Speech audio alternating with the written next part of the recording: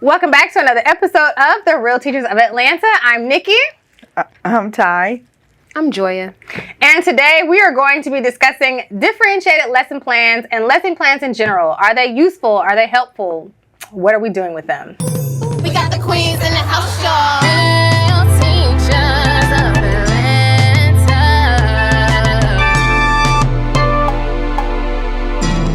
We got the queens in the house, y'all. I know what we're doing with them. What are we doing with the lesson plans? Putting them in chat GTP. Yeah. Okay, we're not gonna just go Straight to AI. No Magic chasing. bus. What is it? Wait, what's Magic, the other site? School bus? Magic school bus. Is that what y'all are doing? I Do mean, teachers write lesson plans still? No, the counters in them. some counters do create the lesson plans. Yeah, I remember that. Some counters create the lesson plans. Some teachers have to create their own lesson plans. And for those that are not creating their lesson plans, chat GTP is creating them, or Magic. Well, it's all AI. AI is everywhere, like literally everywhere. So Yeah, they're yeah. creating the lesson plans and they're tweaking them. And what's that other little website? Oh gosh. You know what I'm talking about. They pull them for there too. Which, okay. So back when I started teaching, we didn't have AI. I had to, and I didn't have a counter that created my lesson plans. You had to do them So- yourself. I kind of prefer that, honestly, because then you can create lessons for your students. Like, I'm all for, like, the pacing guides We and just stuff. went to troop, stole troop stuff until they started locking it up. Troop counter. Oh, yeah. Then they started locking it Yeah, up. no, I remember that. Teachers used yeah. to pull stuff from there all the time. Oh, yeah. Troop had us in the chokehold. You're right, they did. I just think when we start, like, pacing guides, I like because it kind of give you a guide to keep going, right? But the lesson plans, I like creating my own. I prefer to create my own. I don't like the county ones because they go fast. If the kids didn't get it, you just got to go to the next lesson. I think there's a benefit to creating your own. But to say that, okay, so when it comes to like we all know it's standardized Test season. And because that pacing guide and also some counties make the curriculum, will make the lesson plans, you have to stay on pace in order for those kids to be technically ready for tests like the milestone. Yeah. But when you have teachers like yourself, you say you prefer to create your own, or you don't not following up the speed to the pacing guide. That leaves that student not prepared. I think that, but I feel like I think the argument can be made on both sides, because if you have, like, and there are some cases where students get content quicker, right? They might understand this concept faster and this next concept might take them longer. Especially with math, we know it's all building. So if they don't get the foundational pieces, or we're having to do a lot of remedial teaching, which we see now, like if my students are having, like we talked about before, if you're struggling with a reading, which is not something I teach, right? But I still need you to get this concept. Right. Now I have to not only teach you this concept, but remediate this concept, and then also teach you other skills in that, which take up that class time, right? So multiply that by 35, and now you're at, it's taking longer for these students to get this in order for you to move forward. And them going forward is really just still setting them up for failure, because moving on doesn't mean it's learned. Like, if I can go with the pacing guide, whatever the county sends, I can teach it, but it doesn't mean it's learned. I think that's the argument, for both sides. Because I get what you're saying. Yeah, the pacing guide is good and make sure that we end on time, but it doesn't make sure students learned it on time. Like, that, I think that's the teacher part. I don't agree with it, but I'm just saying, though, that's the issue if you're not following the pacing guide, because the count is going to be on schedule. Or where they think teachers and students should be, because that's what they said. Yeah, true. I think they push too much. I'll say two things. I think that too much content is being pushed down too far. Like, we're starting to see a lot more high school content, high school concepts being taught in middle school. We're starting to see a lot more middle school content being taught in elementary. But what we're losing in that elementary space is a lot of that foundational, fundamental pieces. And I think that's across the board.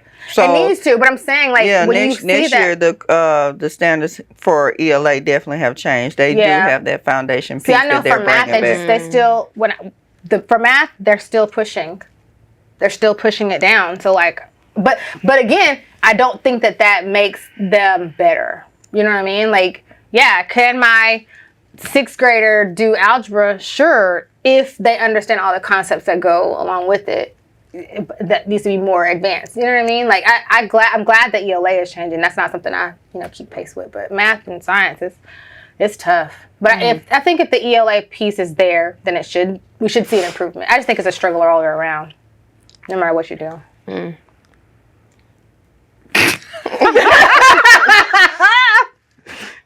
You with it? We had thought you had wanted to say something. I have a love-hate relationship with lesson plans. You have a different perspective though, because you've done special ed and science. Right. So, I mean, I do the lesson plans because, they're required. And then we have the pacing guide. But, I'm the type of instructor where I can just sense what, I know this is going to sound so unconventional, but I think I can sense what we're on and then what we're going to do. Like there are days where I may write the lesson plan and then I'm like, well, we need to do this. Or I might come up with the project and then do that. That's how skilled I am. Now, do teachers need to know what they're doing day to day so that they're organized? Of course. But I mean, if we had a pacing guide, if we did the lesson plans, it really wouldn't matter to me personally. Yeah. I'll have to have one. Okay. For me, I like a lesson plan because it helps me to stay organized because I have so many different grade levels. So okay, that makes sense.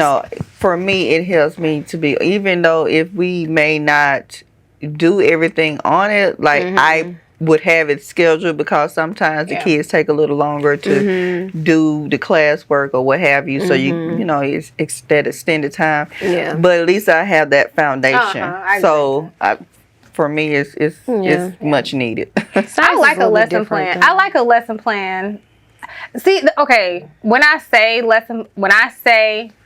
lesson plan, I like it. I like it for what I believe its purpose truly is, which is to ensure that I have sat and thought about what needs to happen in order for the students to get this concept. Right. So, because then you also have to factor in, okay, I'm going to have the differentiated part, right? Where I've got to have something for students who don't get it. How can I address this piece of information that wasn't captured? How do I address students that are maybe at this level? And how do I address this level student?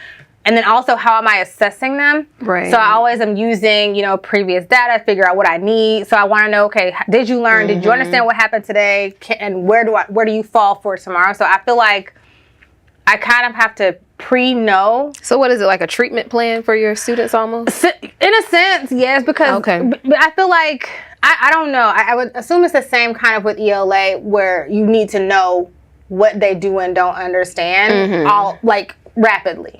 Like more often. Like I'm doing this almost daily. I think that's for any subject though. Yeah, I don't know. Because I'm only taught. I stayed in my lane. I don't know. That you need to know where your students are, so you can make adjustments. Yeah. So are you assessing? Do you daily? Talking about assessing daily? Yeah, I have many assessments where it's like a ticket out the door. Oh well, or something like that. Like I do something. A short formative. Okay. So you are looking to see, did they understand what happened today or whatever? Well, yes. So if I'm giving new instruction or a new standard, like I would give like a quick formative. It may be a journal entry. Tell me what you learned today, or if it's something about, let's say, text structures, tell me, name one text structure and put it on a sticky note and stick it on outside the door. I mean, that's just an easy way that you can measure what your kids know. But assessing the kids every day, that, it may not be easy for everyone, especially when you have 6 class periods of 30. Yeah. That every day could be a little difficult. Yeah. I think things like, for me, I think, I don't know. I don't know if that's attainable. See, I think it depends on subject, though. I would, and what you need to assess. So every day?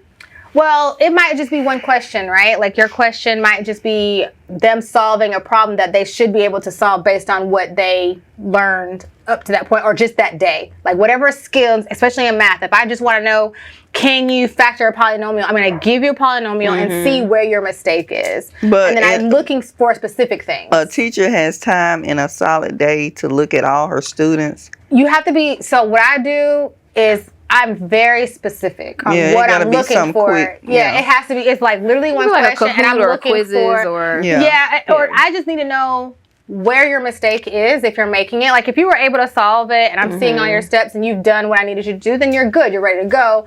But those who didn't, let's say that they aren't factoring out, they're not, finding the greatest common factor or whatever, and I need to know what they're doing.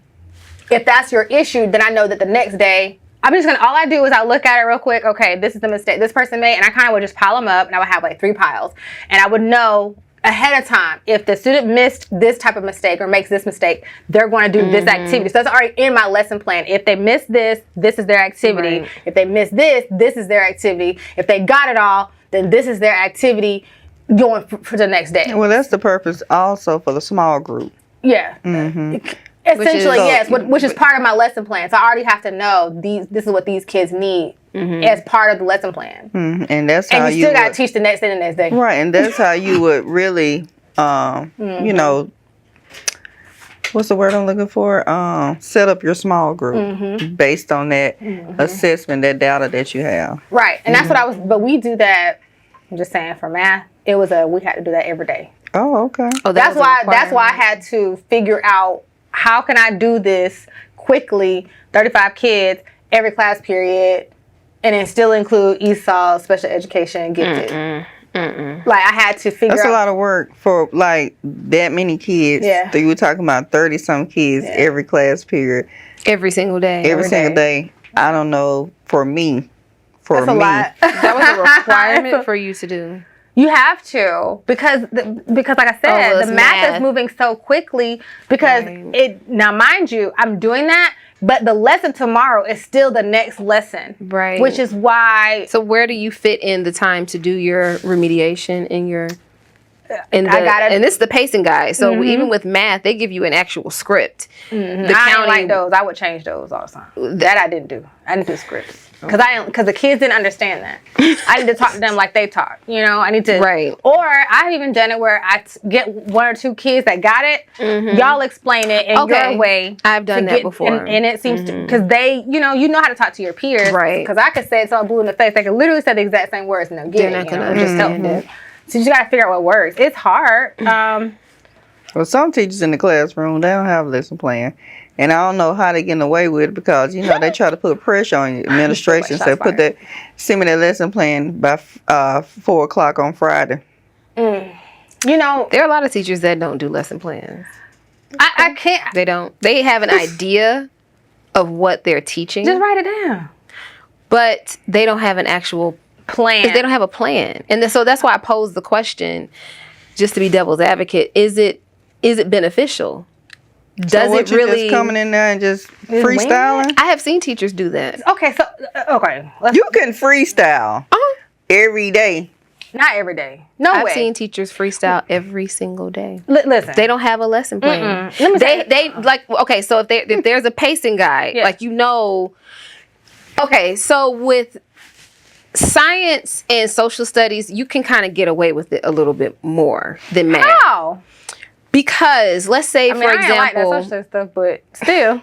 Let's say if we're talking about social studies and we're looking at South America. Okay, so we're going to spend a week on South America. We know that the bottom line is that we're going to test in 6 weeks. Sure. So that within 6 weeks you need to cover South America, Haiti, and the economics and all that stuff. Slavery, colonization, all of that. So they will literally, in their minds, go through, look at the test, and just teach from the test.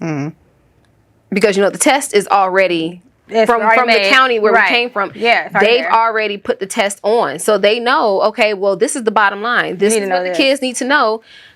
Okay, I need to teach this, and that for 2 weeks, 3 weeks, and then we're good. You teach from the test. There are teachers that do teach from the test. She's right about that. You do need to look. But I got to still have a lesson plan. But there are teachers that's.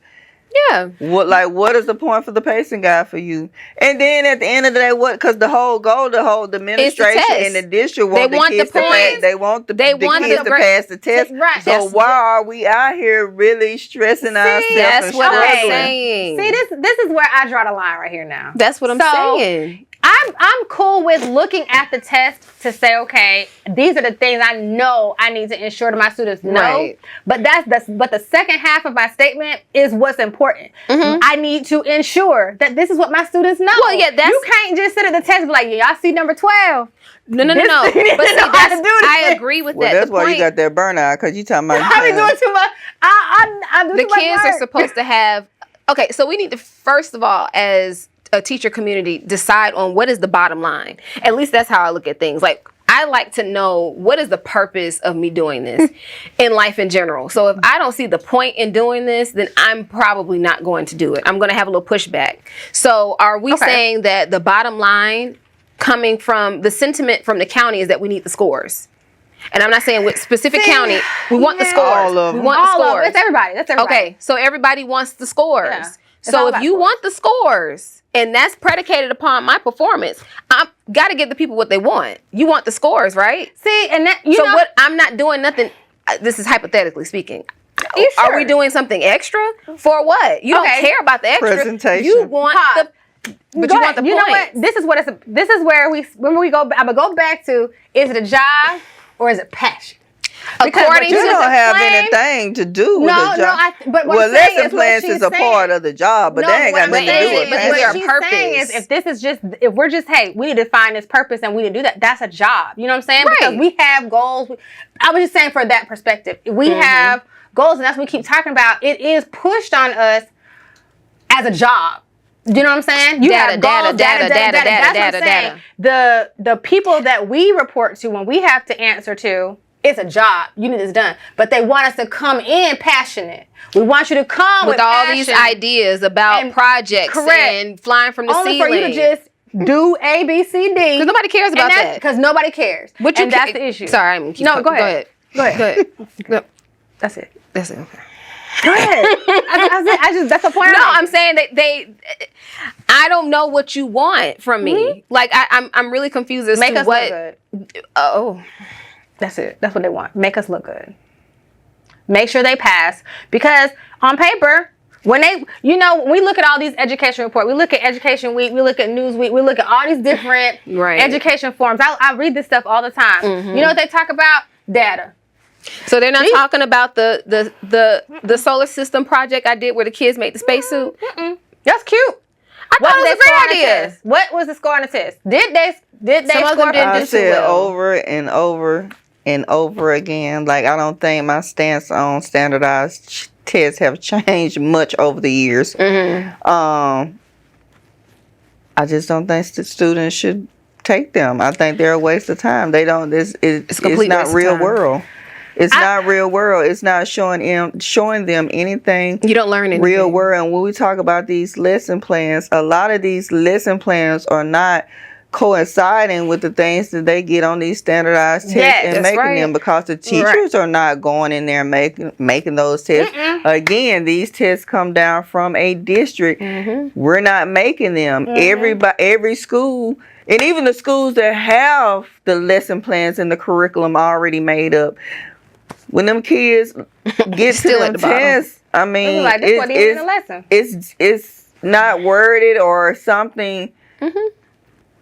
Something is different for them when it comes to that standardized test. And then it's too much writing. If a kid is doing an informational essay and we are giving them a week to do it, how is it fair to them to come to a 1 day Yeah. and do a 5-paragraph essay? Let's be realistic. You're right. You're right about So that. who are they trying to make sure succeeds? We talked about this season 1. School is a weeding out process. Yeah. In society, you have to place people somewhere. Yeah. We need people to be in this particular job. We need people to have this particular part of society to do. I won't say it specifically because I don't want to offend anybody, but you all know what I mean. This is what some people in the county are thinking when they create these tests. They're not asking teachers to come in and say, okay, what do you think your students may know when you're creating these tests? What do you think that they could benefit from? Are we teaching critical thinking? Are we teaching writing in in reading? Are we teaching the ability to look at numbers and, whatever you all do in math? Are we able to look at scientific notation? The county is making these tests. They have an hour and a half or so on the and it's supposed to be time.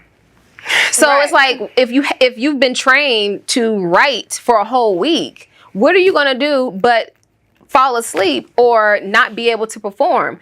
You are a number now. There's a place for you, and we can project where you're going to be in the next 15, 20 years. They do it all the time. They do it all the time. That data is out there available and ready. It's data. Nobody cares about these. But go ahead. No, finish what you were saying. No, I was just gonna say it's just about the data. Well, I'm just gonna, just y'all. When I hear y'all talking about the data, I hear y'all talking about the kids and all this. Some of them lessons, the kids are bored.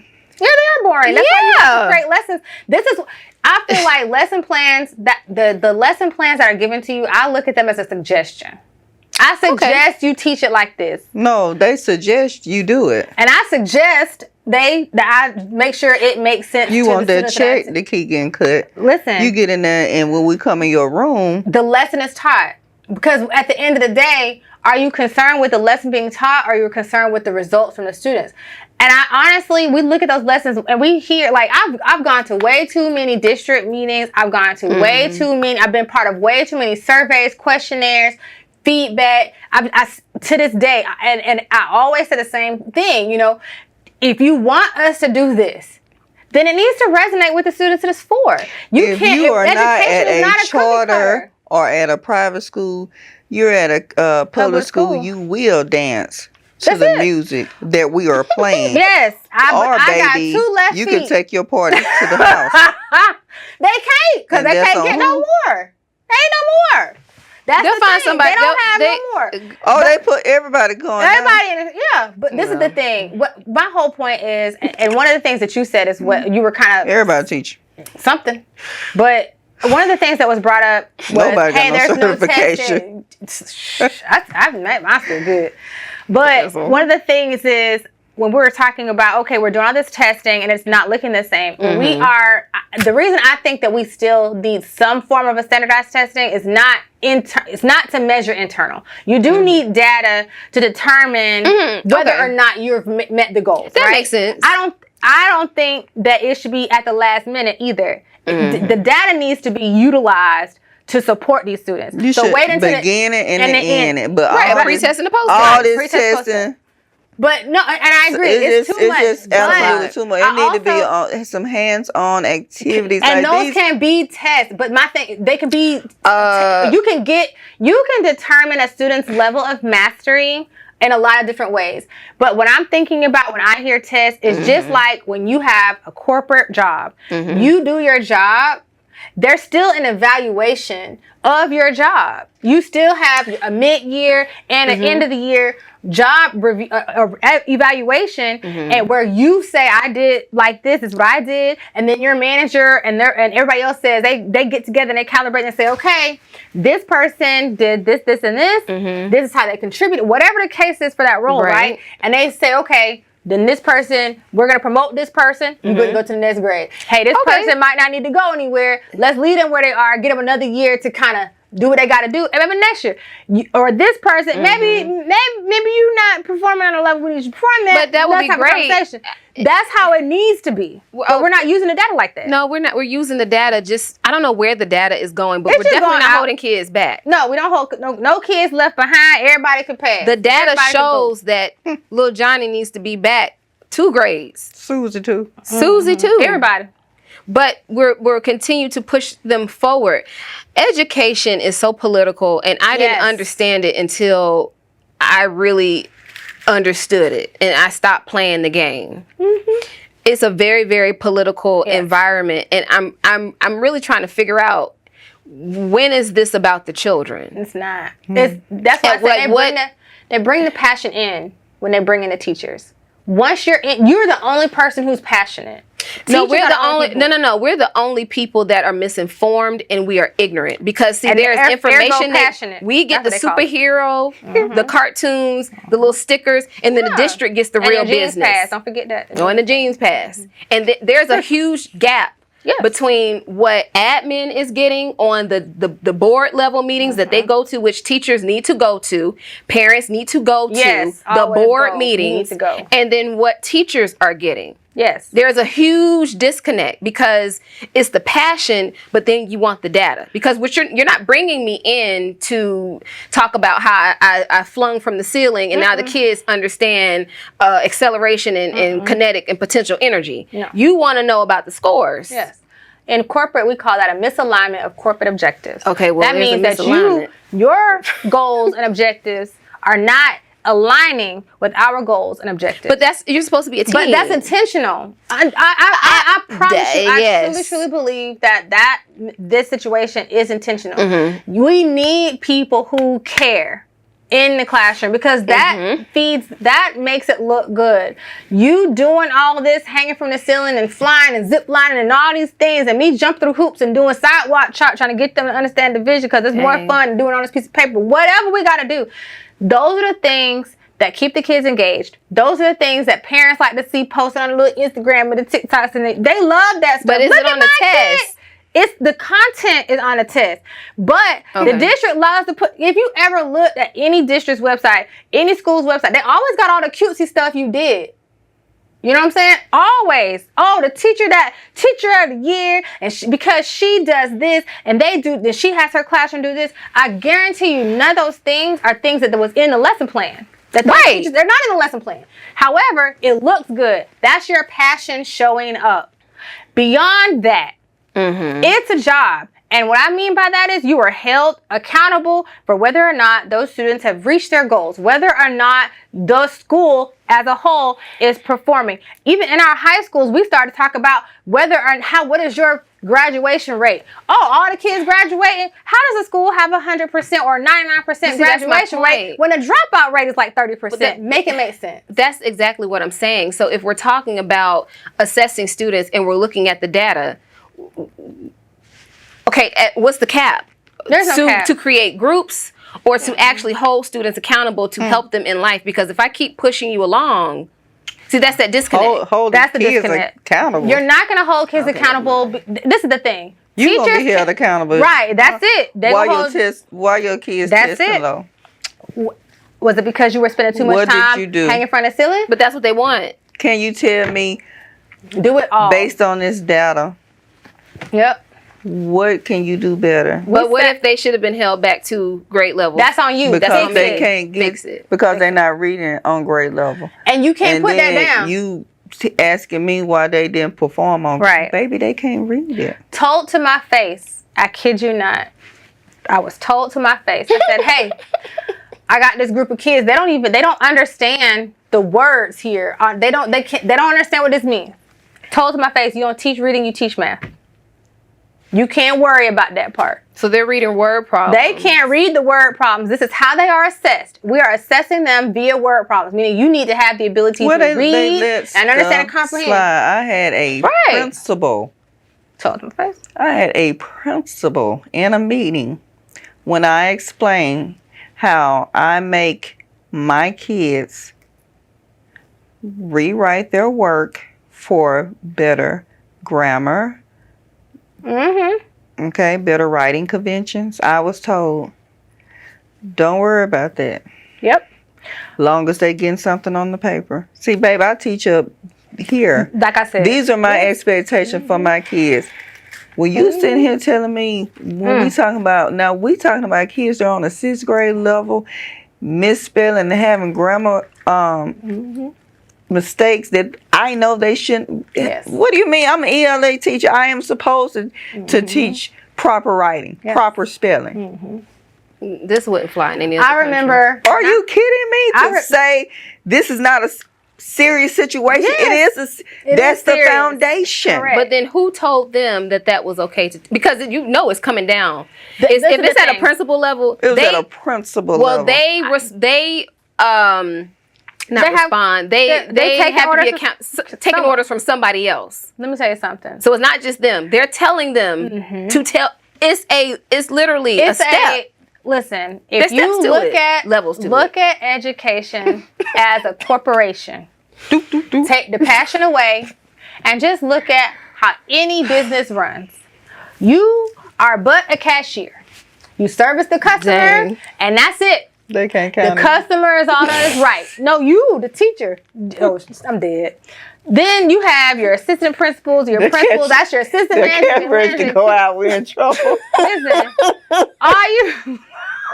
I'm dead. Only because we did not hold kids accountable. That's it. But what I'm saying is, you got the CEO saying We are some really got- brilliant kids, so we You do. some kids are really brilliant. Yes, but I'm saying we're not it's still a saying that, but No, but I'm saying the teachers are the cashiers. You're the customer service person. You are service. The students are So shut up customers. and then give us the What scores. I'm saying, if you look at it from that perspective, you yeah, that see makes the sense. alignment. You see complete Yeah. alignment, and so it's not. I think you the have to customer's think. always right. That's how they look at it. Who's And the customer? Students Who's and parents. the stakeholder? Students and parents. Ultimately, students, parents, and the community. That is what we say. all So the why time. are they the stakeholder? That's who you're servicing. You provide a service. But Education is a what do service. they bring? Money. All right. That's how they get the tax dollars whatever that's tax it. dollars that your community can bring. That's how you line in the pockets of your leadership, and that's what the answer is. But bring your passion, teacher. Bring your passion, because we're not gonna pay you. You're the least person paid on the totem pole, and you're the only person who's passionate. Just remember that. That's deep. Thank you for joining us again for another episode with the Real Teachers of Atlanta. You can find us on all social media platforms at Real Teachers of Atlanta. Lord have mercy. Till next time. Bye. Bye. Oh, they're gonna be mad. It's the truth.